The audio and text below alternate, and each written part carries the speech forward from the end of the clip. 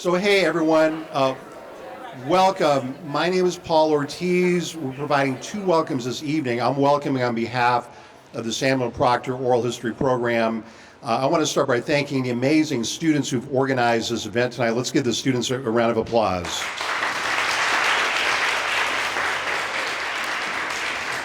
It's going to be my great honor to hand the microphone over to Mrs. Filer, Vivian Filer, in just a couple minutes. I've been asked to make a couple of announcements, though. I wanted to apologize in advance because I have to leave right after the welcoming. I have to attend to a national emergency conference call in defense of African American studies. Many of you,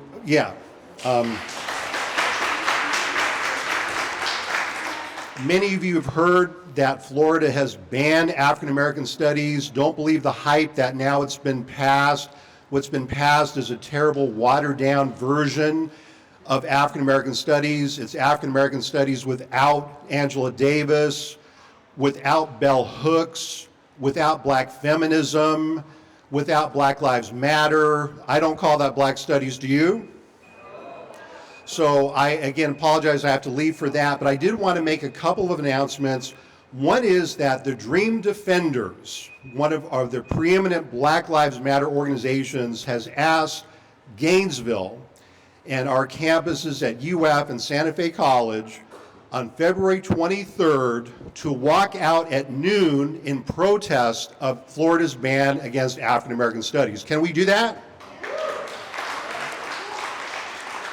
They have also asked us to hold Black Studies teach-ins wherever we're at, whether we're at a campus, a community organization, a senior center, to prove to the state of Florida once and for all that Black Studies matters. Can we do that? Excellent.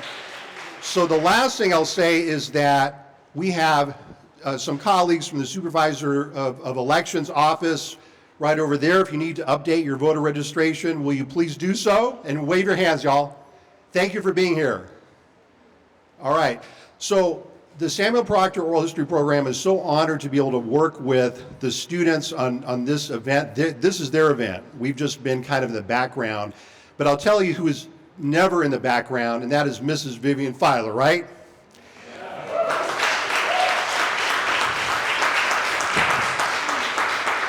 Vivian Filer is in the forefront of making Gainesville and the state of Florida and the United States of America a much better place to live, right? She has taught us so much about the history of Gainesville. She has taught us about the words of soaring poets like James Weldon Johnson, Paul Laurence Dunbar, Zora Neale Hurston. She's taught generations of students elocution, how to enunciate, how to read poetry, how to create poetry.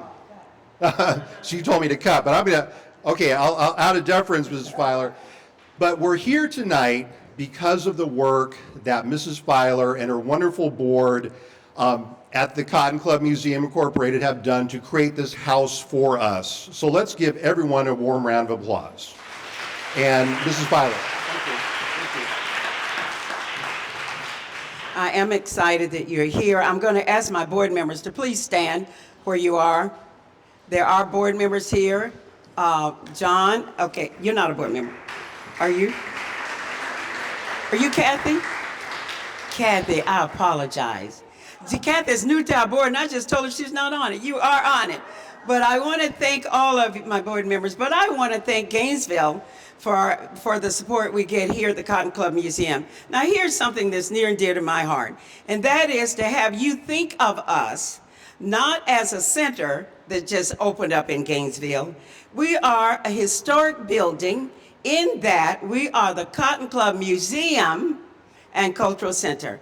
That means our business is far greater than a recreation center. It's far greater than a club. So we don't want to even think about a club. When you talk about us, say the museum. If someone says, what museum? You will say the Cotton Club Museum. You get my drift? So that way we're all on the same page. I always say that because sometimes young people get dismayed and they get the wrong information. So our building has a lot of history in it.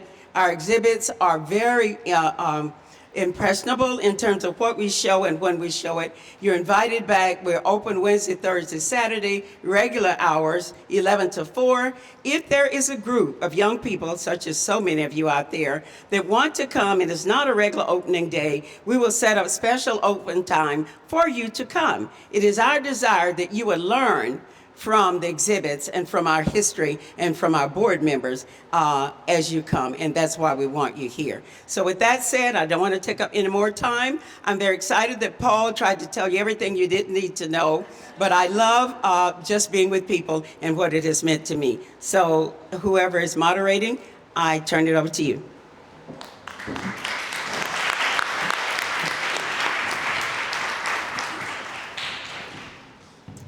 Good evening, everyone. Can everyone hear me? No? Okay, now can you hear me?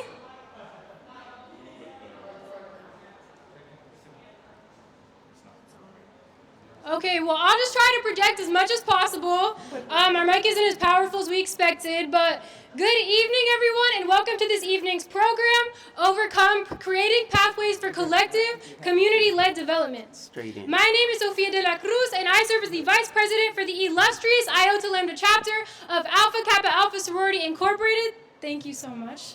At the University of Florida. Oh. Okay, now can everyone in the back? Okay. Perfect. All right. Hello. So we've been working with the Samuel Proctor Oral History Program and the Black History Month team and Miss Filer at the Cotton Club Museum and Cultural Center for the past several months to put on this event, and we're very excited to hear from our amazing 4 panelists tonight and take what we learned to change the way that UF has historically interacted with the greater Gainesville community. Hello everyone, my name is Laura Thomas and I serve as the Black History Month Director for this Black Student Union this year, and I just want to welcome you all on behalf of the Black Student Union. I just want to let you guys know our theme for Black History Month this year at UF is A Million Dreams, basically highlighting all of those who have had a dream for our community and turn it into reality. Because dreams are kind of what start a lot of calls for change in our community, we want to respect all of those who have had a dream in the past and turn it into reality to know where we are now today, as well as those of you who are dreaming now today. Thank you, Laura. All right, so I'm not going to repeat too much of the information that was stated earlier, but we definitely have a powerhouse of community members right here, right now. So I want to give thanks to the Cotton Club Museum and Mrs. Filer for having us here today. And also, we have a couple of organizations that are joining us, the Alachua County Community ACLC. One thing that I want to mention is why are we here today? We're we want to have a discussion on challenging racism, not just at the university, even within our communities, and everything that you see here today is part of that process, bringing that information out into the open. So today you're going to be hearing from this powerful community activists, and I'm really excited to hear what the questions about that are necessary for us to understand, and that's equality when it comes to healthcare, wages, etc. So we have a lot going on today, so I'm excited that everyone's here today, so let's get this going. Thank you. So now Kristen Anderson and Kristen is a student staff member at the Samuel Proctor Oral History Program, and we're just going to give kind of a short background presentation to highlight some of the Black leaders in Gainesville's community who have really shaped our community. So the first one is going to be, if our clicker works. Yeah.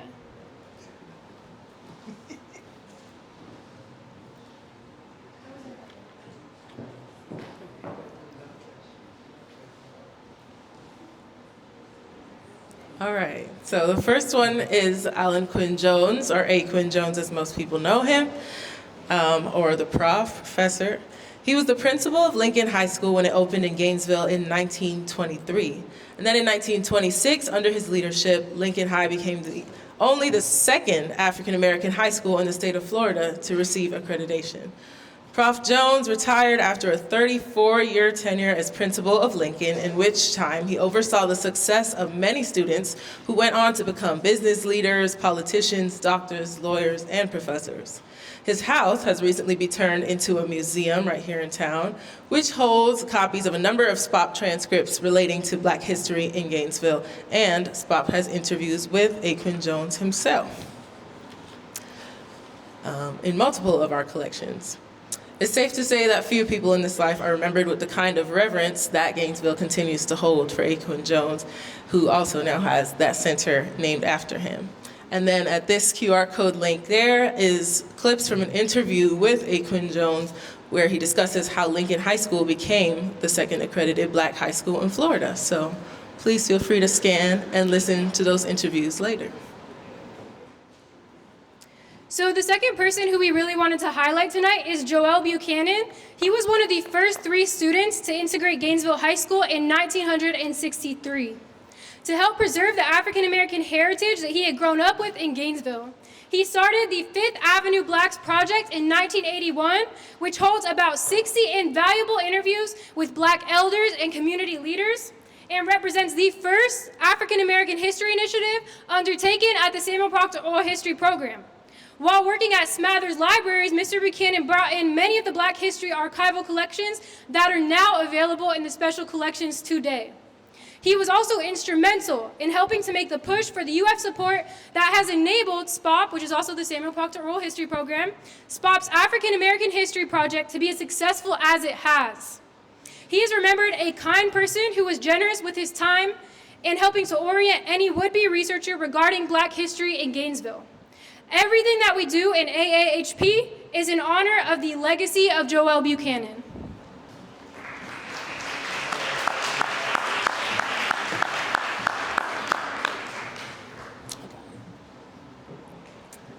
All right. And last but not least, Rosa B. Williams, who is a Gainesville Civil Rights Movement veteran and an alumni of the A. Quinn Jones School, who speaks openly on what it was like to live in Gainesville under Jim Crow segregation. She also worked on voter registration drives during the movement in the 1960s and stayed active continually, later working on election campaigns for Barack Obama in 2008. Ms. Williams was involved in many direct action campaigns, such as the Gainesville Women for Equal Rights, the Black on Black Crime Task Force, multiple Crime Watch programs, the Bread of the Mighty Food Bank, and a proud member of Greater Bethel Baptist.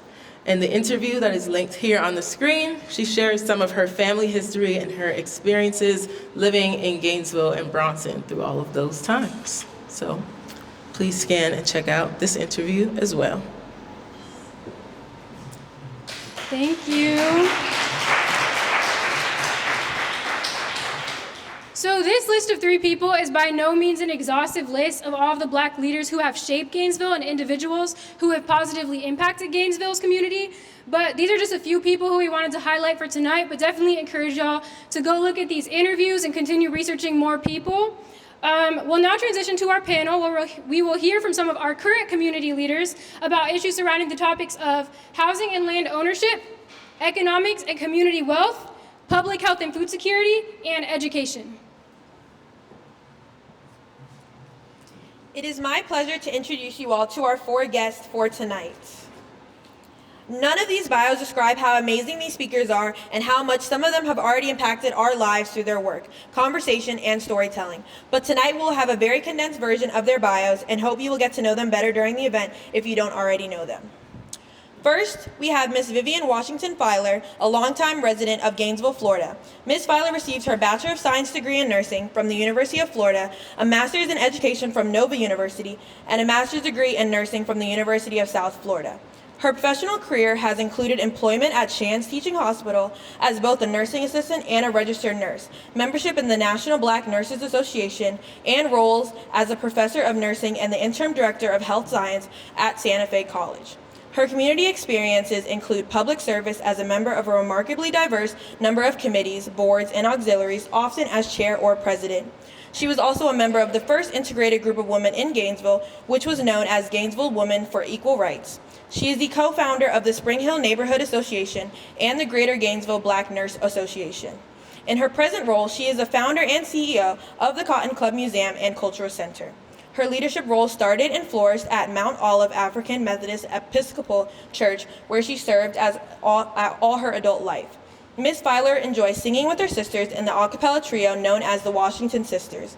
She also spent many years entertaining audiences of all ages with her storytelling skills. She is the mother of 2 sons, Delano Jr., Craig Sr., and 4 grandchildren, Brittany, Delano Frank, Maya, and Craig Jr.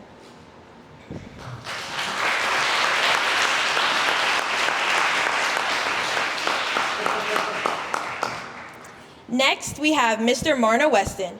Mr. Weston has served as the coordinator of a provost grant initiative within the Samuel Proctor Oral History Program, the African American History Research Project, and he is very involved in the community efforts to preserve the cultural history of African American people in Alachua County. He also works as a social studies teacher at Oak Hall School in Gainesville. His current research interests are in the Florida Civil Rights Movement and agricultural history of Florida.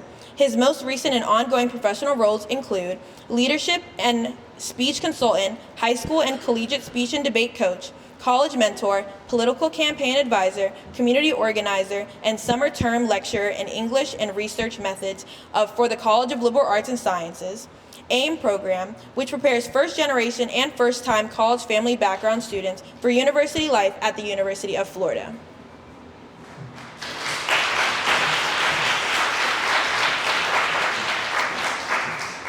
Then we have Mr. Collie Blount. Mr. Blount is originally from Detroit, Michigan, where he attended Wayne State University and the University of Michigan as a biology major, and then became involved with food co-ops and political education courses.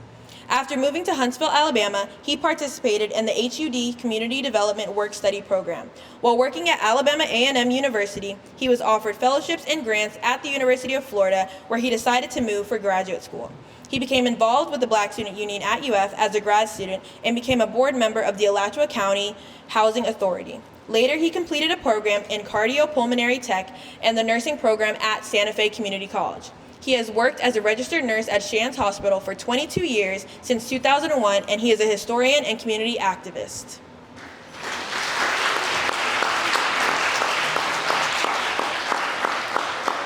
Lastly, we have Ms. Shanae Jackson. Shanae is a passionate community activist, servant leader, change agent, and entrepreneur. She is a graduate of St. Leo University, where she earned a bachelor's degree in psychology. Shanae is also a licensed real estate agent. She earned the title of the Accidental Advocate in 2018 when her 18-year-old son was stopped by police officers in Alachua County for driving while black and detained without a cause.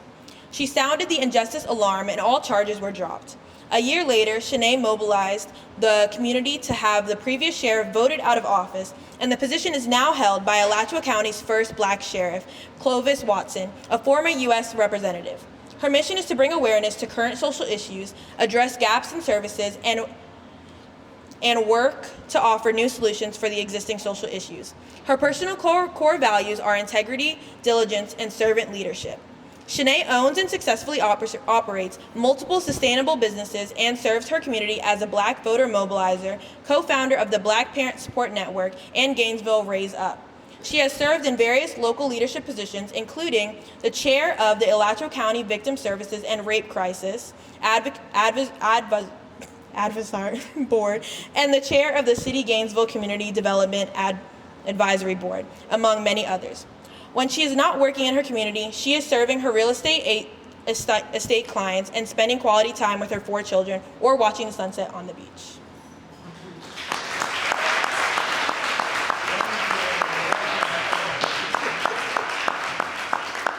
And now I'd like to introduce Casey Basico, president of the Iota Lambda chapter of Alpha Kappa Alpha Sorority Incorporated, and Jacoy Dorset, representing the Black History Month Committee, who will now serve as our moderators for our panel and Q&A.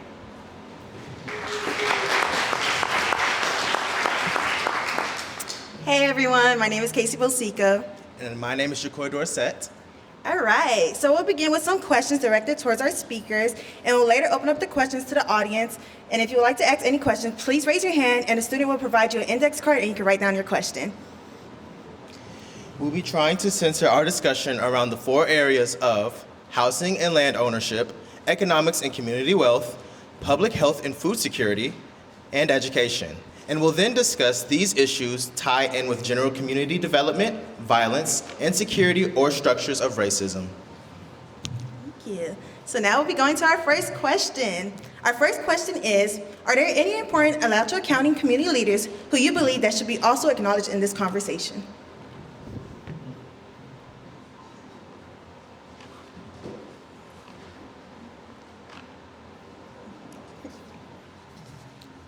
Good evening. Thank you for the question. First, I just want to thank the ancestors who are living and also spiritually with us and ask for their permission to proceed. And I'll presume that that was given. It's always so important. And thank you. Thank you. Dr. Filer. I'm an elder. You're not old enough. You're Not old enough? The oldest one in the building is me. And I just Certainly, I would be happy to do so. I'm honored to be here tonight. I think that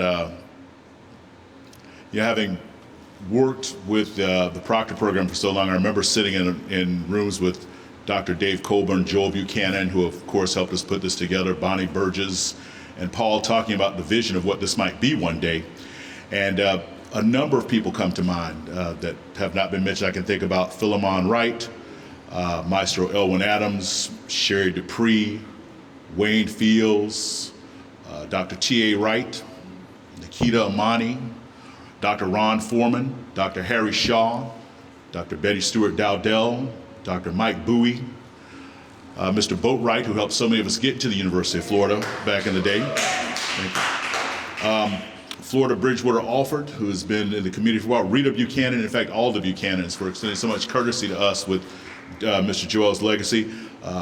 Miss Lily McGee, Leonetta McNeely, Evelyn Marie Moore Mickle, Johnny Moore, and of course, Miss Ruby Moore from that wonderful restaurant they had on Fifth Avenue. And Quanda is just our sister, but I got to mention her. Cynthia Mingo and G.W. Mingo.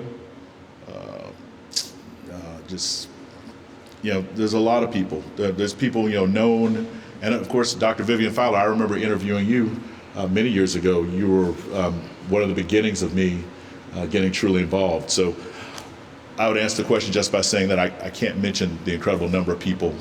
Tom Coward in the community, and Vaughn Frazier,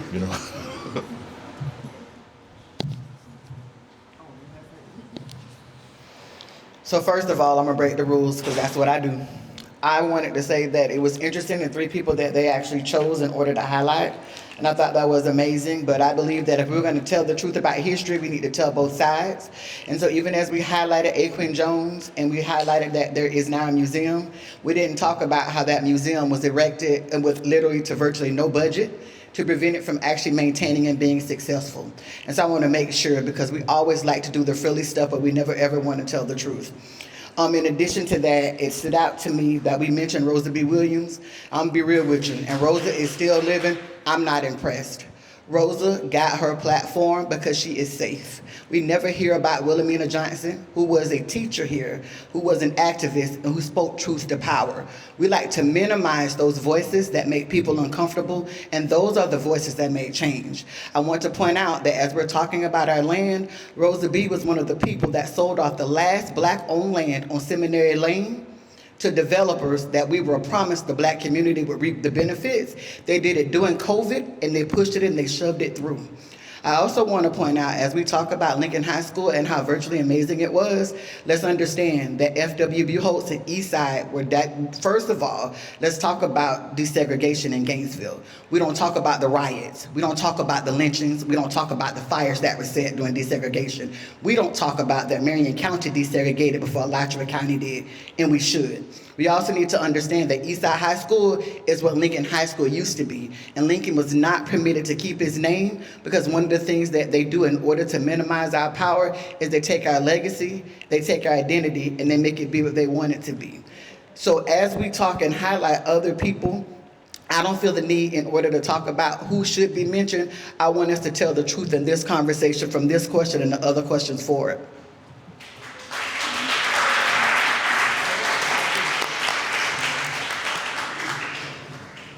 I want to make sure we go far enough back in history. We need to recognize Josiah T. Walls, who exemplifies the period of Reconstruction that we all know about, and the word we don't know, redemption, which was the backlash that took down Reconstruction.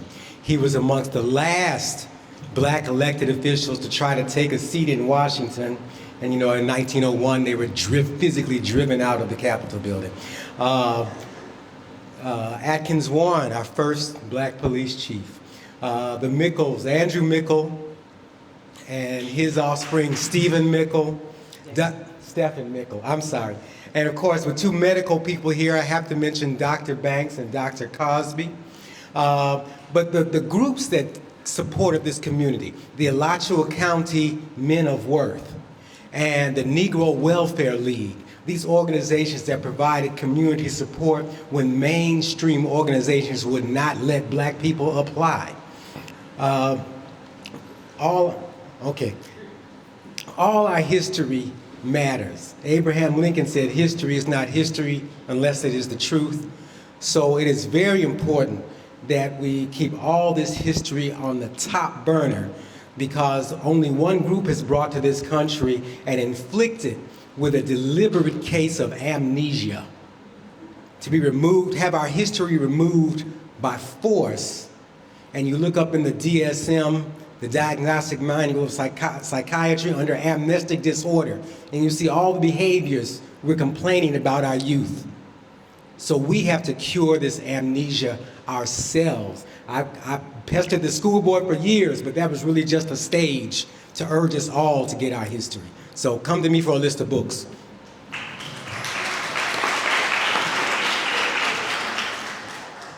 When we give homage to those who have fought for us, we have to think that somebody fixed your car down at Brookins Motor Company. So I'm talking about Levi Washington, my dad. I want to talk about Lucille Washington, who served food at the College Inn where the first sit-in was held. I want to talk about Marie Spivey and Carrie Allen, who played the piano at a lot of churches on the Hill, who made sure we had Sunday services. I want to talk about President Miles, who had a barbecue stand around the corner that all the university students loaded the streets with on the weekend to get President's barbecue. I want to talk about the gentleman who on 13th Street made the hush puppies for that business, and everybody in Gainesville went there because he could make the hush puppies. I want to talk about the people who dug the ditches, paved the roads, were the maids at the home and called by their first name. That's who I want to talk about. Other people are going to go, Harold, nobody's going to remember that they couldn't have been anywhere without those people who did those jobs. So let me tell you, folk, whenever you're getting ready to highlight somebody else, don't just go with those who are already in the museum. Try to find somebody that's not there, because their work is just as worthy of being recognized as Professor Jones, who was the greatest professor ever, 36 years and not 34. He was my professor. He was brilliant. I love that. But Thelma Jordan was over the elementary school. Who's talking about Miss Thelma Jordan? Very pretty, proud lady who did her job well. So I just want to tell you, it doesn't always start at the top. They had to go somewhere to get there, and all of those people are worthy of being recognized. Thank you. And real quick, before we move on to the next question, I just wanted to particularly thank Ms. Filer and Ms. Jackson. Something that we really, and all of our speakers, something we were really excited about with these speakers is that they're honest and they bring a perspective to things that we never look at or that we brush over. Particularly being here and putting together this presentation, a lot of us, including me, are very ignorant about the truth behind things. And so just throughout this event, as we're kind of staying open to different factors about the event and looking at different perspectives, just kind of all staying open to being challenged. And like Ms. Shanae Jackson said, being uncomfortable and really looking at all of the different complex parts of the truth, not only the parts that we want to see. So I just really wanted to thank y'all both for always living like that and for being just who you are.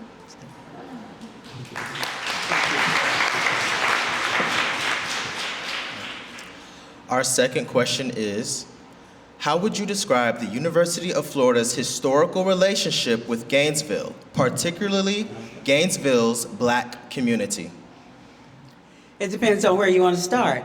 I graduated high school in 1956. University of Florida did attempt to admit a black student in 57, but generally we know University of Florida was basically segregated. So for me, it held no educational advantage for me at that time. Santa Fe College opened, integrated the later part of the 60s, and I worked night shift as a nursing assistant to go to Santa Fe to finish school. So if you start there, there's a lot to be done. At the last event I attended, and we talked about the University of Florida going from segregation to integration, I just had to hold my breath, because I don't think you got there yet. And I don't know why people were sitting there saying you've arrived, because you haven't. You've gone from segregation to desegregation, but we know it's not integrated. The president was there, by the way, when I told this story. I was glad to see him. But here's what you have to recognize, is when you give a final answer, you've closed the book. So if you say the great university is integrated, you don't have any work to do. And they're not. So your work is to call it the way it is and then get busy to change it. And it can be done. It's going to take people like you out there to do it. I want to tell you, this proud old lady will be 85 in June. My time is moving on. But yours is alive and well, and thank you. And the only reason I said that, well, Ms. Drinks will know better, but the only reason I said that was that you know the work must go on. I'm a civil rights worker. I started a long time ago. I marched, I did all of that. Now it's your turn, maybe not to march, but to find a way.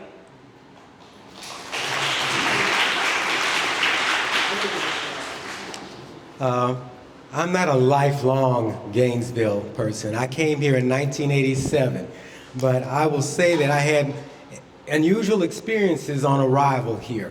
Although I came ostensibly for a doctorate in real estate in the business school, I worked across campus as an exercise instructor at College of Health and Human Performance, sitting in my boss's office one day, and a buddy of his came from across the street at Florida Foundation, where he was one of the directors, and they talked openly about Ben Hill Griffin's order that there should never be a black quarterback. And I saw numerous instances of discrimination various ways during the time I was around the campus, but I was acutely aware of how people in East Gainesville felt about the university. Every time something came out from the university to contact people on the east side, they had the feeling of, oh, here they come to examine us again. You're putting us on the microscope slide over and over and over. Even now, the university says they're going to give the east side a new health facility. Well, first of all, they want to make the city pay a huge chunk of that cost. And they're giving us a facility that is not of the type that our medical needs call for, but it does lighten the burden on their ER. They want to put a satellite over here and make their ER look spiffier. And before my time is up, we've mentioned A. Quinn Jones Museum, and I want the founding director of A. Quinn Jones Museum to stand up, please, and be recognized as she continues to serve us as a city commissioner. So this is somebody who, she let herself get fired because she knew they were doing something terribly wrong, and she stood up against it. So that's the example you need to follow.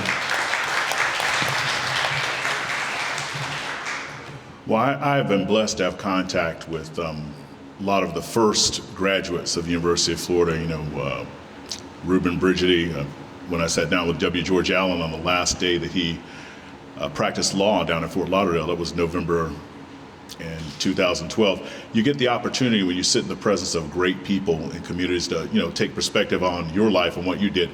I played, you know, very little, you know, major role in things happening in Gainesville, but I was present when things happened. I remember the Black Awareness Movement take over student government in '91 when I was student body treasurer, because they wanted to zero fund Black History Month. That became an issue where a lot of students went up for conduct committee hearings.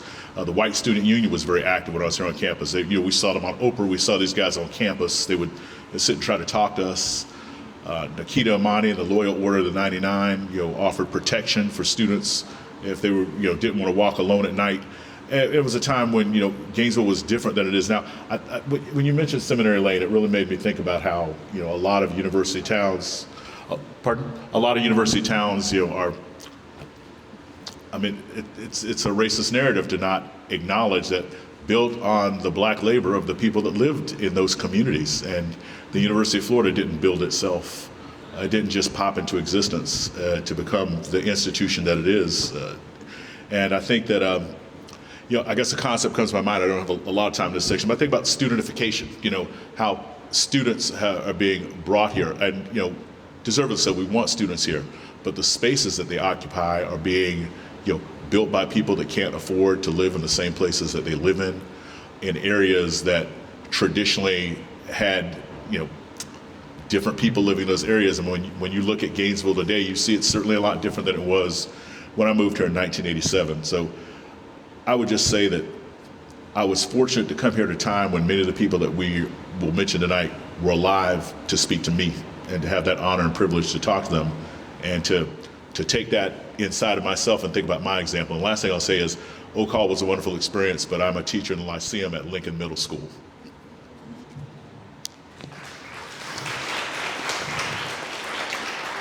So the historical relationship with UF and the black community and the current one is, UF is a cancer to the black community.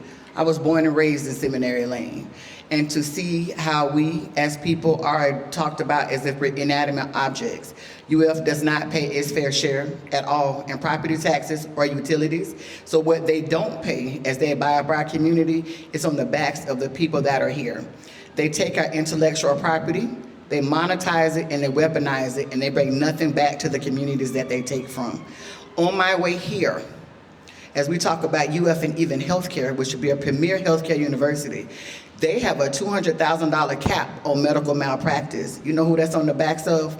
Black people. I'm speaking to a woman who has now level 2 breast cancer, going to a University of Florida doctor on Main Street. And not only is that person not got what she needed, and she was going to the doctor on a regular basis, complaining about leakage from her breast, her doctor kept telling her, oh, it's just an infection. For 2 years she complained, only to go and get a second opinion in order to find out that she had breast cancer. When it hit her chart that she was diagnosed with breast cancer, the doctor, the primary care doctor, dropped her within 3 days. The same doctors that are on Main Street, my dad, and they're forced to go there because they have Medicaid. Interestingly enough, I have a UF doctor in Hill Plantation. My kid's pediatrician is a UF doctor in Tioga. And I tell you this, eye care is markedly different.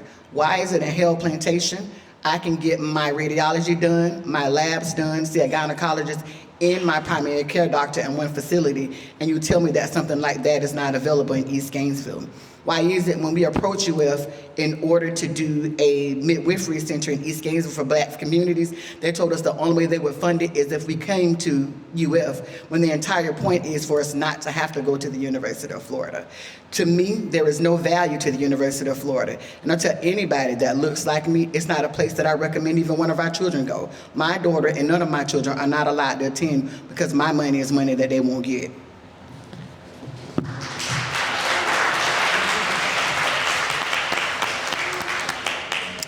Thank you. So your next question is, what do you see as the most pressing issues in Gainesville and the community that surrounds economics, such as housing, land ownership, and food security?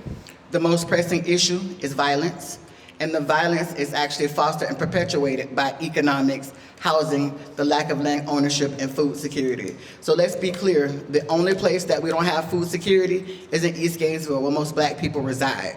The only place that we don't have adequate housing, or the majority of the place, is in East Gainesville, where black people reside. Most people don't realize, as we talked about like Dr. Banks and Dr. Crosby, the communities that are here were all black owned. Everything that you now enjoy over on Archer Road was owned by black people. Most of that land was taken at gunpoint by force, and whatever wasn't taken and stolen, it was taken by people that were in positions of power through social engineering. For example, I-75 was supposed to run down Waldo Road. It was on purpose that it runs where it actually runs. For example, whenever we try to develop in East Gainesville, we always talk about the environment, so we employ environmental racism, but the trees, as they state, are very different on the other side of town. So when we talk about what the issues are, they're all intersectional. A lot of times they want to tell us that we have access. Access without supports is not access. I want to be clear, we spend $1 million on a bus that drives itself, instead of making the transportation system better for Black people in East Gainesville who have to take 3 and 4 hours in order to get to work on the bus. The fact that when we went and let them know the type of grocery store that we want that speaks to the people and actually bring value to the community, they want to do that. They wanted to spend $3.3 million of the people's money to give to a developer to take that money without our communities. The issues that we have, every housing solution that they come up with is where we don't own land. The land is the wealth, not the house. So why is it that every single initiative that you think of for Black families is that we're not able to attain wealth that was stripped and stolen from us? My family, who was here, especially after the Rosewood massacres, talk about a Gainesville where in our communities we had our grocery stores, our movie theaters, our doctor's offices, all within our communities. The way that you show and value a community is by addressing all of the community's needs at one time, and stop nickel and diming us and throwing money at a wall and said, look at the program I created that doesn't track metrics or outcomes.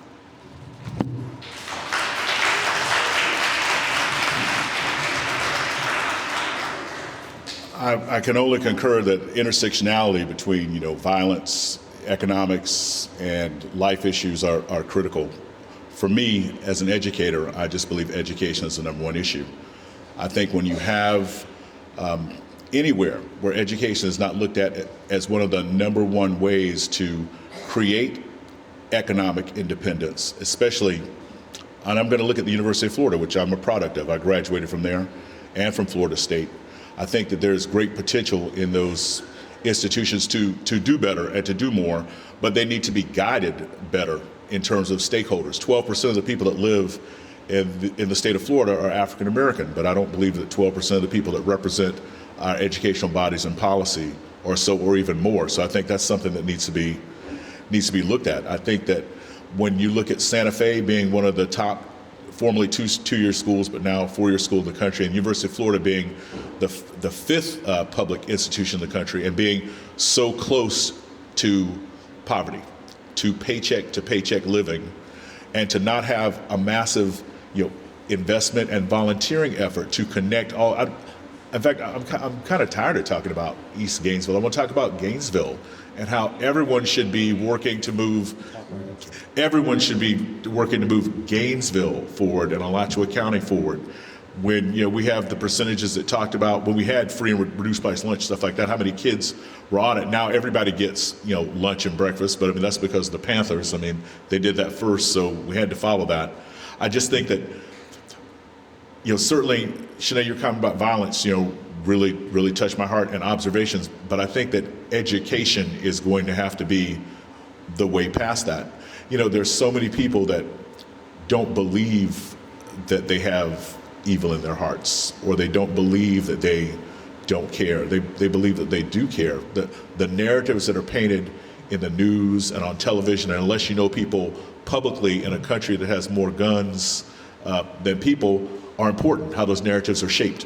I think education needs to start being the #1 thing that we talk to kids about, the #1 thing that we talk to them as a way to move up and work on economic issues. And until we can supplant some of the false narratives that children are exposed to in terms of something that is really tangible like education, we're going to continue to have problems. We've got to let people see the hope and the power in being able to speak for yourself, to think for yourself, to not be propagandized, and to be able to stand up and speak in a room when you need to. So many of our kids, they don't want to stand up. They'd rather project things in different ways. So as an educator, I've got to stay on that side and say that's the #1 thing we need to deal with. We spent $2 billion in the last presidential campaign. I'm sorry. The Democrats spent $1 billion to elect President Biden, and the Republicans spent $1 billion trying to elect Donald Trump. With $100 million, we could build the 10 best schools in America. I think that that's the kind of stuff we need to be working on.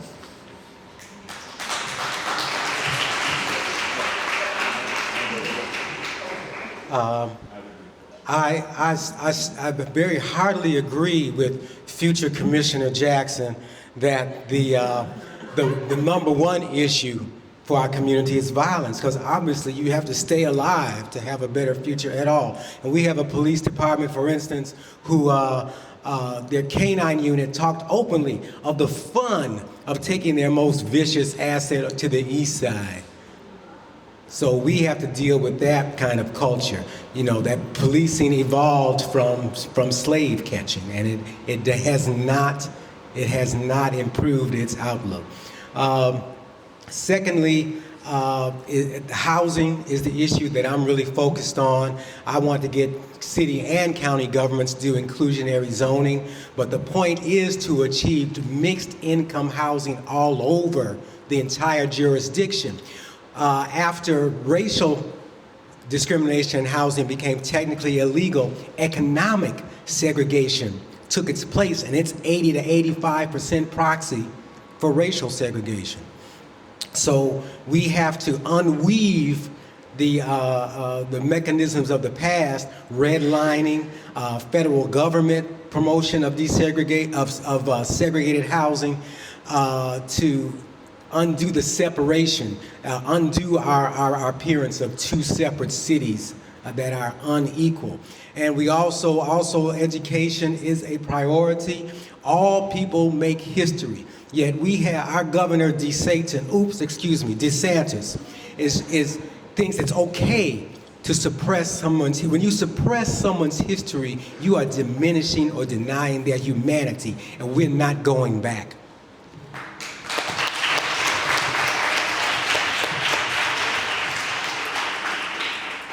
You know, the big issue in this room is every single thing that you've mentioned, but there is no one answer. We are not going to solve any of these problems with one answer. The answers are multiplied by the fact that there are laws enacted on the books that were put on the books by who I call the Great White Fathers. Now, those Great White Fathers wrote the Constitution. They set up all the rules for the police department. They wrote all the rules that govern all of the ways that we live our lives in the United States, and we continue to do that. So if you're in a system that's been defined by the rules that the Great White Fathers put there, who needs to change them?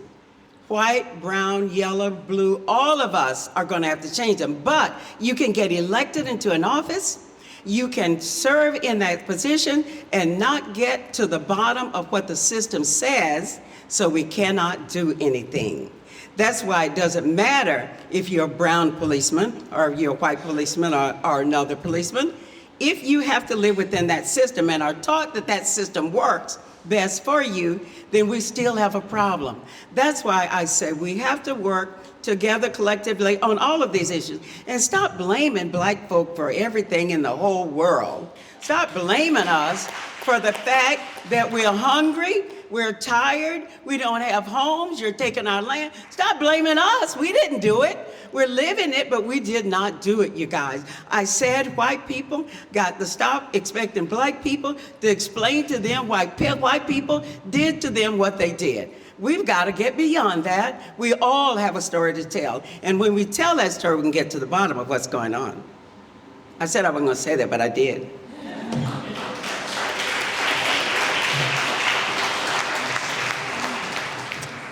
Thank you. We will now be moving into Q&A with the audience members. Remember, if you would like to ask a question, please raise your hand and a student will bring you an index card. So now we'll be going on to our first question. I didn't hear the question. Are we done? Okay, here we go. What responsibility do black students at UF have to serve Gainesville's larger black community? How do we build community outside of academia? Well, the black students have to get off campus. But you know what?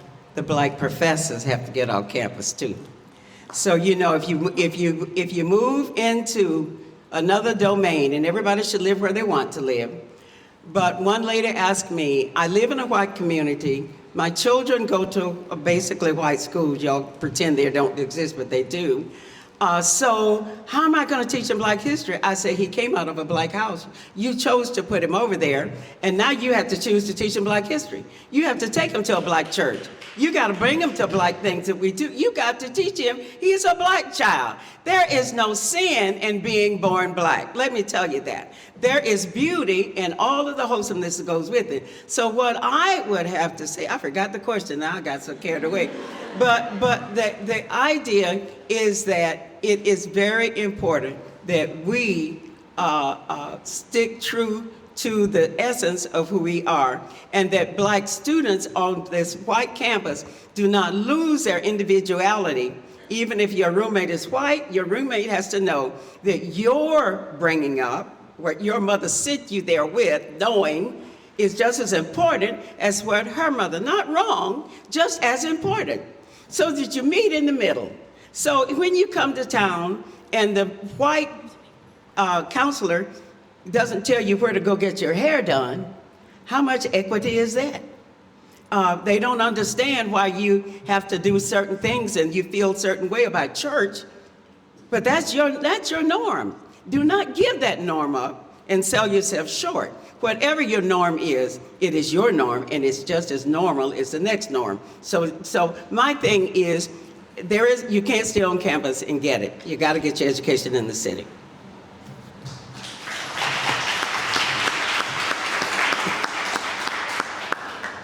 I think this is a two-part question. As far as issues within our Black community, the number one thing for me is unity. If I shout out Habari Ghani, who knows what to answer today?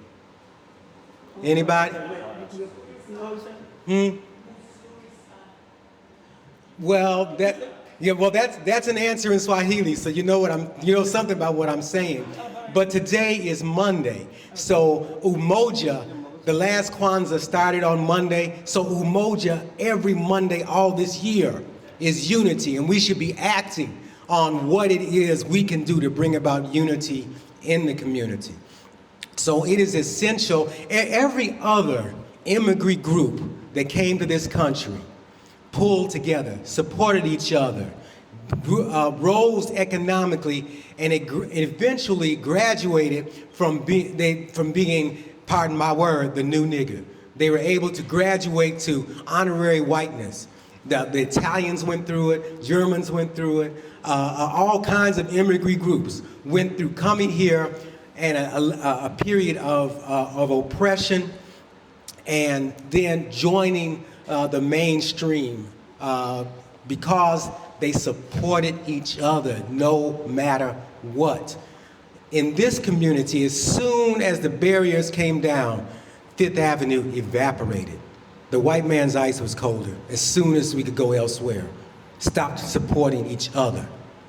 That is our tragic loss. And I want to urge you, learn your history. Go to the library and get Africa, Mother of Western Civilization. Read it twice, read it 3 times, and then come recite it to me. Oh, I'm sorry. And when you walk out on the 23rd, make sure you get over to Smathers Library at 5 o'clock and support Dr. Simmons' program.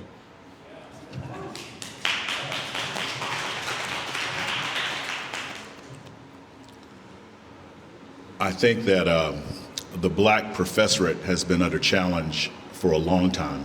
People do not take into consideration at the time that Black professors come to a campus from somewhere that maybe had more people that look like them to Gainesville, which now looks much smaller. A lot of things have changed.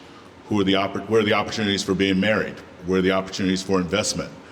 When you look at what you have to do as a professor to move forward, you've got tenure, you have presentations you have to give service, and then in your department, you're probably now looked at as a person where you can also speak to the Black students kind of thing. But not even being a full professor, but an adjunct professor at UF for many years, and also aspiring to the professorship, I've taken on mentorship with hundreds of students since the time I've been here.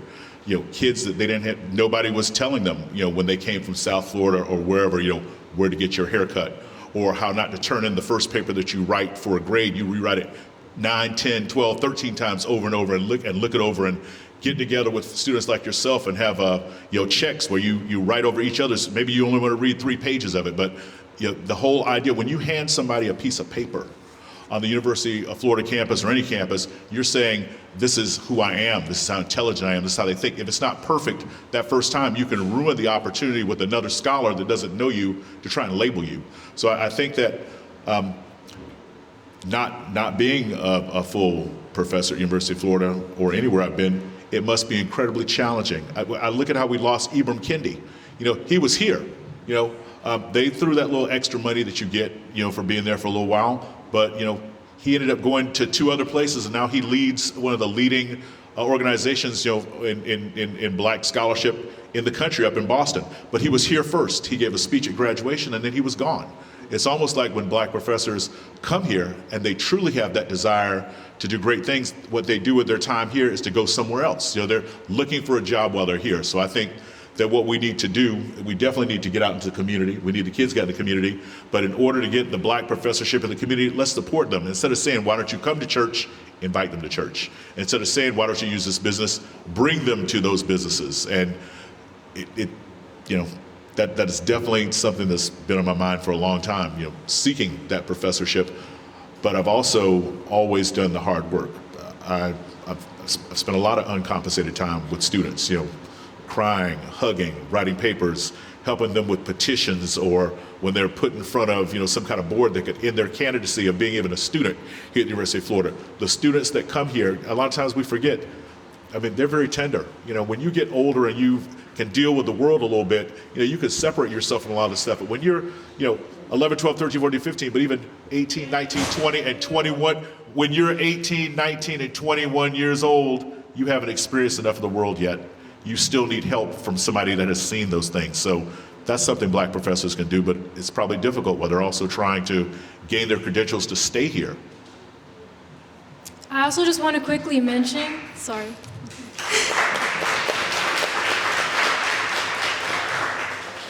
Just want to mention, so our staff member, Kristen Anderson, she's going to be coming around and dismissing tables to go get food one by one. So just try to keep the volume down so that we can all be respectful of our panelists and continue to hear their answers. Sorry, Ms. Jackson. You go ahead. No worries. So for me to answer the question is that as a student, when you engage with the Black community, engage in a meaningful way. And what I mean by that is we have a lot of bright-eyed, bushy-tailed Black students that come in and engage in Black communities, and then when the opportunity passes, you leave. And when I mean you leave, you stop answering text messages, you stop answering emails. You're dealing with a community that has often been victims of people coming in and leaving. It's very difficult to build trust within our communities. I also am a person that is a proponent of unity, but I don't want unity without justice. And the only way to attain justice is to really talk about all sides of history. So even as we're having all of these debates about, what's his face, trying to get rid of the teaching of Black history within our state, understanding that your history is your identity. And when your identity is stripped, it is one of the reasons that we are not united. It's because we don't know where we come from. We are taught in the watered down version of history that we are no longer on the back of the bus because Rosa Parks refused to sit in the back of the bus. We are not on the back of the bus because of the Montgomery bus boycotts. Nobody's talking about how we stood together. We fed each other. We walked together as our shoes, the soles came off our shoes. We gave each other rides. So because we don't have that narrative, it's an all for me mentality and mindset that we have that's been bred. Also understanding that when you come into this community, it is by design that you don't know what's going on in our communities. And also with you being young, you only know your experiences. Come into our communities and humanize the people. One thing that we often suffer from, and I use the terminology, we become uppity Negroes when we get a bit of education, is we believe that when people don't have money and don't have resources, it's because they went and got the newest iPhone. Or they went and got the newest J's, not understanding that's the one thing they might have control over. We're not talking about the kids. In this community, we have 14 children from the ages of 12 to 18. They watched for 5 years as those kids killed each other, fought each other, and destroyed each other in order to build a RICO case. So we're living in a community that does not value our kids at all, and they're willing to watch our children destroy each other, if by all means it perpetuates that narrative. So when we have students that come in, you have a basis, you have resources, and I don't necessarily mean money, you have intellectual resources that you can come in and offer value within our communities. when you learn the things that you're learning through these studies, a lot of people, as he stated, when it came to the free lunch program, when it came to the Black Panther Party, nobody knows that the Black Panthers are the ones who started the WIC program. No one knows the Black Panthers were dangerous because they rode around with the law books and they policed the police. No one understands that one of the things that was huge with the Black Panthers is, and Malcolm X and many of the other people that they want to say that were dangerous, they were adamant about us not letting other people teach us our history, that we be deliberate about learning it ourselves. That is the value that you can actually bring into our communities.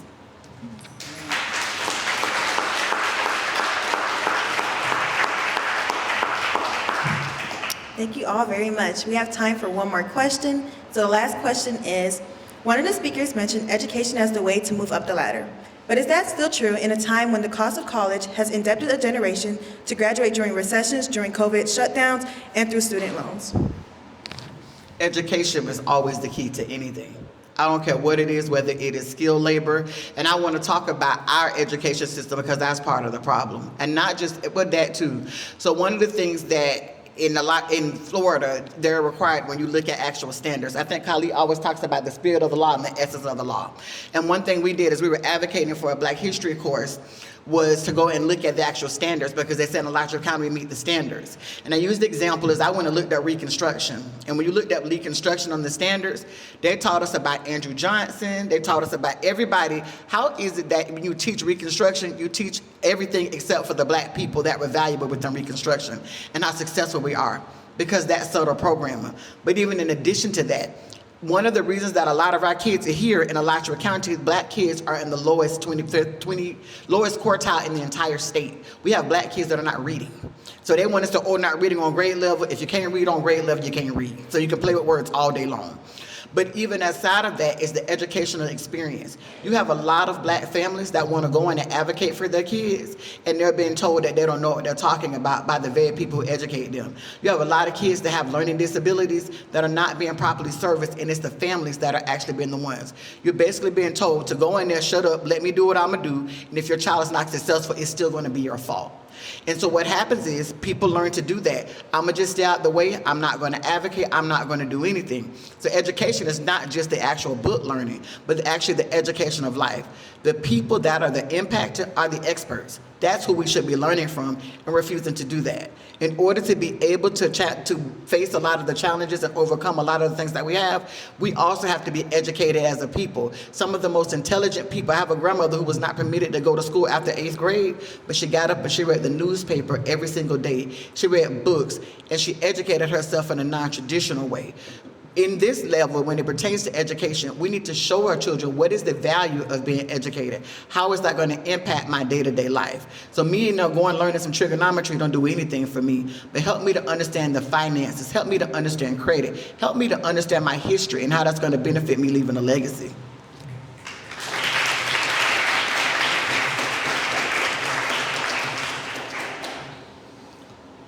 I think that the number one thing that any student that comes to the University of Florida can do, especially a Black student, is to graduate. I came here with a group of students from West Palm Beach that included, males and females, and I was the only male out of the group to graduate in 1994. In 2000, I went to Tallahassee to a march, the one where they were trying to change with the One Florida Initiative and change the criteria that, we must have had 50, 60,000 people there in Tallahassee. The news reported it as 10,000 people, and I couldn't, I couldn't believe that. But I think that education, again, it has to be the key because it opens so many doors. And it's not just education in the classroom, but education like good morning, please, thank you, social courtesies that are lost on many people, forget children, but on their parents as well. In education, you can meet some of the most rude people you can imagine while you're serving as an educator, because some people want to come in and make that their day to show that they can tell a teacher what they want to. So I think that education goes beyond just graduation, but graduation is the key. And I want to say also to those, young Black students who are here and are Gators, we're proud of you because the people that came before you fought for you to be able to come here. When you talk to Evelyn Marie Moore-Mickle and Reuben Bridget and other Blacks that came here, when they graduated, there was no university association that congratulated them or thanked them for being here. In fact, the first black graduate of one of the colleges. They have a picture of this woman and nothing else. Nobody knows whatever happened to her. So education has to be valued. Courtesy and common sense have to be valued because those are the most basic education elements. And I think that students, they are our future. They're going to do so many great things, but they need to know how to say hi when you say hi when you pass them in the street as well.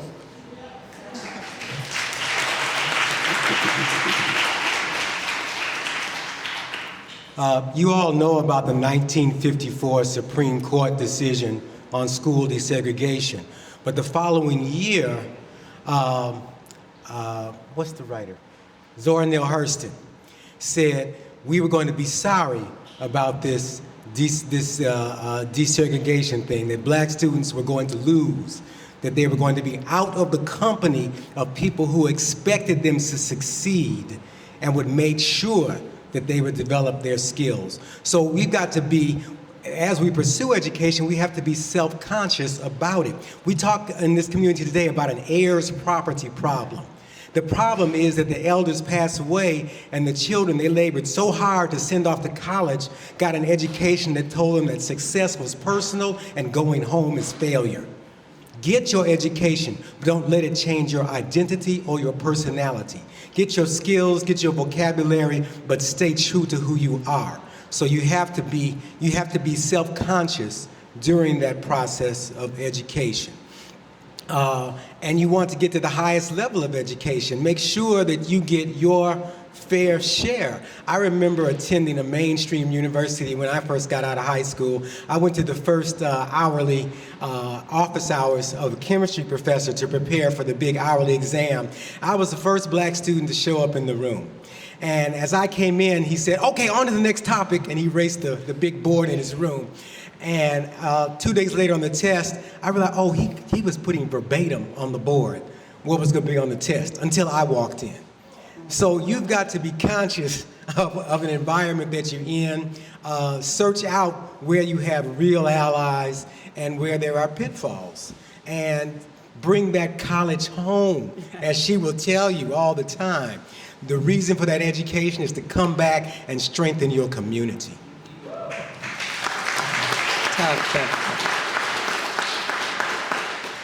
I also want to join Dr. Weston in telling these young people how proud I am of you. I'm proud of all of you, white, black, or whoever. You go to college for a reason, and it's not easy, but it is very needed. We need you to be educated. You're our future. No matter who you are our future. But I want to say to all of you young people, if you are going into a business that requires you to read and affect, you are going to have to get your eyes off of the phone. You cannot walk around the campus like the phone. You cannot have 4 of you walking across and nobody looking at each other's face. You cannot have dinner, everybody at the table looking at their phone. You need to put those things down and talk. Now that I've professed over that, let me just go on and say, I concur that manners are important. I concur that knowing what the old folks say about how you should live is important. That brought me where I am now. Be courteous to each other. I don't care who you are. If you don't have the greatest credentials for the job and you have the greatest manners, we can teach you the job. I have been in a position of not hiring people because they just had that, it's all about me and a bag of chips and nothing else. I'm not having you in my office with that. So if you are a kind person, and that's for everybody to do that. But black kids, the things that brought me over was a little old lady at my church who said, baby, you can do that. They may tell you you can't do, but you can do that. There's somebody in your family. There's somebody in your neighborhood who says, baby, you can do that. Know why? Because you're working against the odds. Black teachers excelled. That's how you got Dr. Martin Luther King. That's how you got Barack Obama. That's how you got all of those. Because black teachers told you you could excel. If they knew when you walked out of that classroom, the rest of the world was saying you can't. But I went to school and started at a one-room schoolhouse. But I was very smart. I skipped the first grade. How about that? but because I love to learn. But it was because black teachers were there teaching me every day. So whatever the old folks tell you, don't wipe out everything we say. You know, we want to learn about the computer. We want to learn about all of this virtual stuff, but we want you to learn to be courteous, to be appreciative. And I know I'm just scaling over the top. There are a lot of deep-rooted reasons why we're in the position we are today. And you got to find out what they are and work on them. But you first have to have somebody in the room that's willing to sit down and talk to you because you have the atmosphere of talk. Now you hear what I say pretty much what I want to. But I still have people that I can talk to. If it gets too hot, I ask you to say it back to me. And let's work it out. But I refuse to not say it. I'm just going to fix it up. One of my friends told me after a faculty meeting that well, she didn't tell me, she told a friend, that it's 15 minutes after Vivian told you off before you realize she told you off. So you got to perfect some kind of way of reaching beyond where you are. Yes, we integrated. No, we didn't integrate schools. We desegregated schools. And a lot of schools in Gainesville, they're segregated schools. They're not desegregated at all. So I agree, Kylie talked earlier about the healthcare profession. They want to give us a watered down version of healthcare, and we're the sickest people in Gainesville, in Alachua County. Black people are the sickest. We don't need a doc in the box. We need real health care. So I don't know where we're going to go with all of this, but I just think today is an exciting time to talk about where we are with you and for you and encourage you. All of us around encourage each other.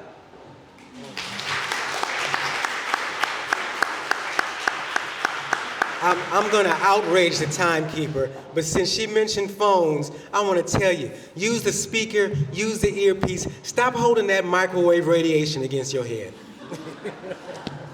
And I'd just like to mention one more person who was integral to me at the University of Florida, well, two. Charles Harris at the College of Journalism, who worked with me for 2 years to make sure that I was doing the things I needed to do, but also Miss Alma Johnson, who was the executive secretary at the Institute of Black Culture back when Dr. Simmons was there and was there almost to the end. She is still with us here in Gainesville. Look her up. And if you were a black on campus, thank Ms. Johnson. My only final comment is, I don't know how far you are as it relates to school, but don't get a degree because that's what somebody told you to do. So many of us chose degrees because other people told us that what we should be doing, and a lot of us pay for education that we're no longer working in that field. If you never learn or take anything from today, do what you are led to do, because I don't know who or what you might believe in, but that passion that is in your heart is for a reason, and you're just gonna waste a bunch of time floating through life doing something you don't want to do to only come back to that.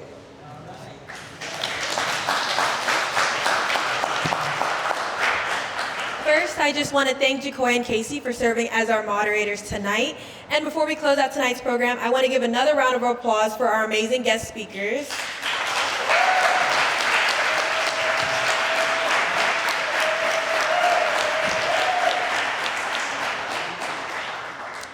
I want to thank the Samuel Proctor Oral History Program team who worked very hard on this event, the Cotton Club Museum team, and Ms. Filer for allowing us to use this space and helping plan this event.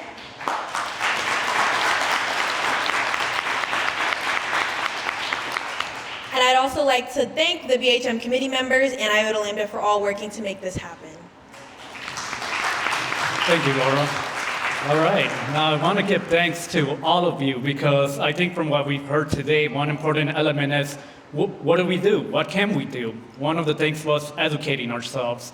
And I think today we've done a great job by listening, being here today, being present, but it doesn't end here. That means we still have to keep educating and growing. How do we do that? Well, follow our public program, Challenging Racism at the university and within the community, etc. Follow us on our Facebook, social media.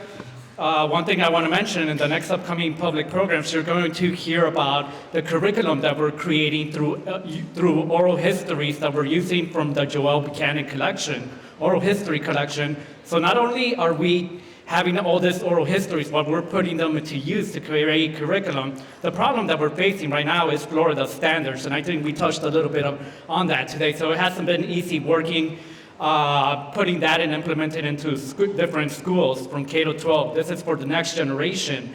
One thing that I do want to mention, be a participant in your community. What does that mean? You know, I'm originally from Chicago. When I came in here, I had no clue what Gainesville was about. I didn't understand really the community, but what did I do? I got involved with different organizations, whether you're in Dream Defenders, the Alachua County Labor Coalition, or even Farm Workers Association of Florida, which I was part of. It opened my eyes, my views about perspectives that were happening in the Florida region.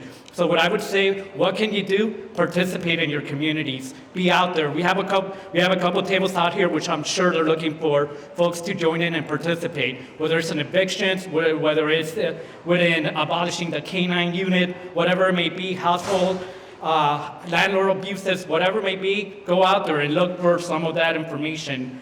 The next upcoming events that we will be having is the February 23rd book signing on Dan Berger and Emerita Sohara, Dr. Sohara Simmons at UF. They will be doing a book signing on State on Freedom, a new book, at UF Library, Smathers Library, room 100. And then we have a March 3rd and 4th.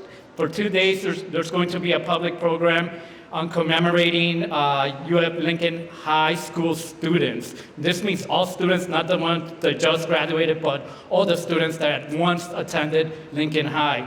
So you're asking, what do I have to do? Well, join in this event and find out more about those communities that we just mentioned. Be part of that. Take some action. Ultimately, do that. And that's some type of change that we could bring overall to the community. Thank you.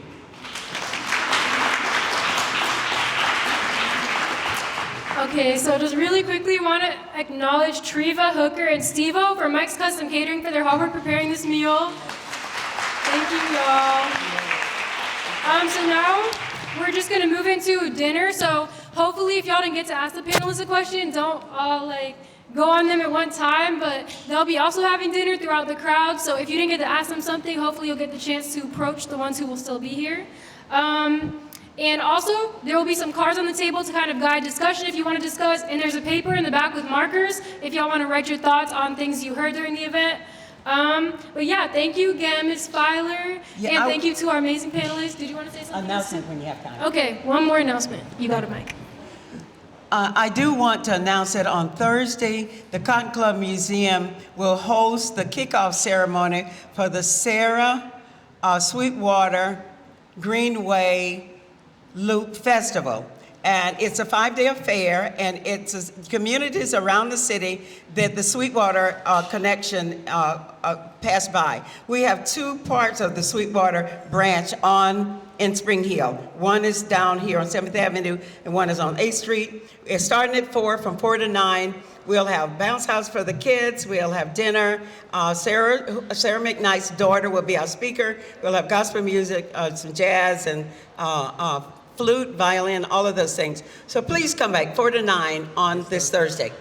Yes, and please, last thing, also please try to stick around until 8 p.m. because Ann Moiwewa, a 7th grader from Lincoln Middle School, will be coming at some point before 8 to share some Black History Month poetry, so try to stick around until then. But thank you, have a good night.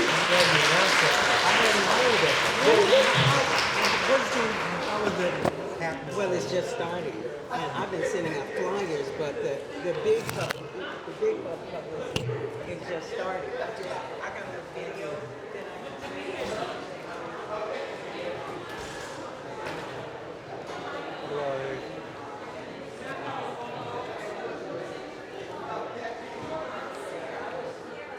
All right, thank you for joining us, and that will conclude the program event for today.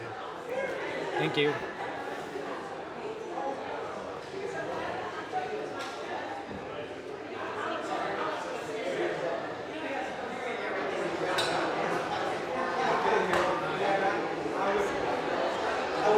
Nurses school.